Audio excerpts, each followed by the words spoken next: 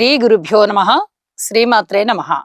మా భక్తి టీవీని ప్రోత్సహిస్తున్నటువంటి మా ప్రేక్షకులందరికీ ధన్యవాదాలు తెలియజేస్తూ 27 ఏప్రిల్ నుంచి 3 మే వరకు గల కాలానికి రాశి ఫలితాలు ఎలా ఉన్నాయో తెలియచెప్పుకుందాము. ముందుగా గ్రహస్థితులు. రవిచంద్రుల యొక్క స్థితి మేషరాశిలో ఉంది. గురువు గారు వృషభ రాశిలో ఉన్నారు. కుజుని యొక్క స్థితి కర్కాటక రాశిలో ఉంది. అలాగే కన్యా రాశిలో కేతు ఉన్నారు. ఇక శని శుక్ర బుధ రాహువులు నలుగురు కూడా మీన రాశిలో ఉంటూ ఉండగా వారాంతంలోకి వచ్చేటప్పటికి చంద్రుని యొక్క సంచారం మాత్రమే మేషరాశి నుంచి కర్కాటక రాశికి వచ్చి ఉన్నది. అయితే రవి గారు వచ్చేసి ఉచ్చ స్థానంలో ఉన్నారు. కుజుడు వచ్చేసి నీచలో ఉన్నారు. ఇక వారాంతంలోకి వెళ్ళేటప్పటికి కుజుని యొక్క నీచ భంగం జరిగింది చంద్రుని యొక్క అదే స్థానం సంచారం చేత. ఈ విధంగా గ్రహాల యొక్క ఉచ్చ నీచలు ఉన్నాయి.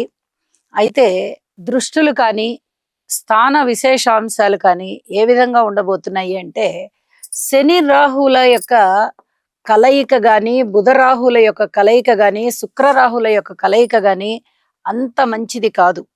మీనరాశిలో ఉంటూ ఉన్నందువల్ల తప్పనిసరిగా ఈ గ్రహాలకి కాస్త హోమం చేయించుకోవడం చాలా చాలా మంచిది, లేదా జపాలు చేయించుకోవడం అయినా చాలా చాలా మంచిది.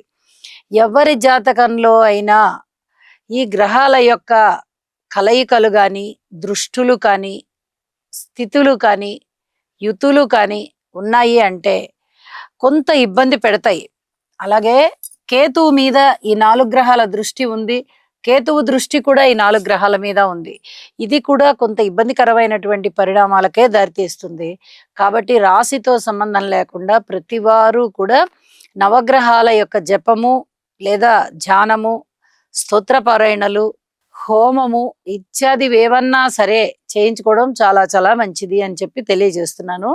ఇక గురువు గారి యొక్క దృష్టి కేతువు మీద పడుతూ ఉన్న కారణం చేత ఆధ్యాత్మిక చింతన బాగుంటుంది.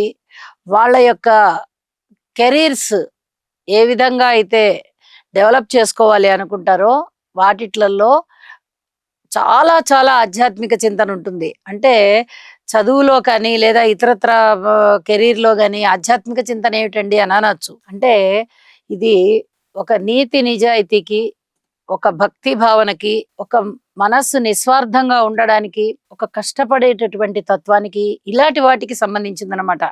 ఆధ్యాత్మికం అనగానే కేవలం దేవుడా అనడమే ఆధ్యాత్మికం కాదు. ఆ దేవుణ్ణి నమ్మడము, ప్యూర్ సోల్ పెట్టుకోవడము, 10 మందికి ఉపయోగపడే విధంగా పనులు చేయడము, నిస్వార్థంగా ఉండడము, ఇవన్నీ కూడా ఆధ్యాత్మికమైనటువంటి ఆలోచనలే, ఆధ్యాత్మిక రంగంలో ఉండేటటువంటి లక్షణాలే. కాబట్టి ఇక్కడ ఈ విషయాన్ని కూడా తెలియచెప్పడం జరుగుతోంది. ఇక చంద్రుని సంచార విశేషం చేత కుజుని యొక్క నీచ భంగం జరిగి ఉన్నది. ఇది ఏ ఏ రాసులకి చాలా మంచి ఫలితాలు ఇస్తుంది అనేది మనము ఆ రాసుల్లో తెలియచెప్పుకుందాము. ఇక రాసుల్లోకి వెళ్దాము. మేషరాశి. మేషరాశి వారికి 4 గ్రహాల యొక్క ఉత్తమమైన ఫలితాలు చాలా చాలా బాగున్నాయి అని చెప్పి తెలియచెప్పడం జరుగుతోంది. రాశిలో ఉన్నటువంటి చంద్రుని యొక్క స్థితి, అలాగే ద్వితీయంలో గురువుగారి స్థితి, షష్టంలో కేతు స్థితి, వ్యయ స్థానంలో శుక్రాచార్యుల వారి స్థితి చాలా బాగున్నాయి అని చెప్పి తెలియచెప్పచ్చు. మాట తీరు చాలా బాగుంటుంది. ధనము అనుకోని విధంగా ధనం వస్తుంది. ధన ఆదాయం పెరుగుతుంది. అలాగే సంపదలు వనగూర్చుకుంటారు. ఇక బాగా చెప్పుకోదగినటువంటి విశేషం ఏంటంటే రుణ లాభాలు చాలా బాగుంటాయి. మీరు 10,000 ఎవరికన్నా అప్పిచ్చుంటే వాళ్ళు ఎప్పుడైనా మీకు వడ్డీ ఇవ్వలేదు అన్న సందర్భాలు ఉన్నట్టయితే ఆ పాత బాకీలన్నీ కలిపి ఇప్పుడు ఇస్తారు. ఊహించని విధంగా ధనం పెరుగుతుంది. ఇది చాలా చాలా చెప్పదగినటువంటి సూచన. అలాగే మీకు ఏదన్నా గనక ధనము కావాల్సి వస్తే ఎవరో ఒకళ్ళు రుణం ఇచ్చేవాళ్ళు వాళ్ళంతటా వాళ్లే మీకు ఏదైనా డబ్బు కావాలంటే చెప్పు, ఎందుకు ఇబ్బంది పడుతున్నావా అని వాళ్ళంతటా వాళ్ళే అడుగుతారు. ఈ రెండు కూడా మీకు చాలా చక్కగా అనుభవంలోకి వస్తాయి. అంటే డబ్బులు ఇచ్చిన వాళ్ళకి అనుభవంలోకి వస్తుంది, డబ్బులు పుచ్చుకోవాలనుకునే వాళ్ళకి అనుభవంలోకి వస్తుంది. అంత బాగుందన్నమాట. ఇక విలువైన వస్తువుల్ని కొనుగోలు చేస్తారు. మానసికమైనటువంటి దృఢత్వం కొంచెం తగ్గిందా అనేటట్టుగా ఉంటుంది.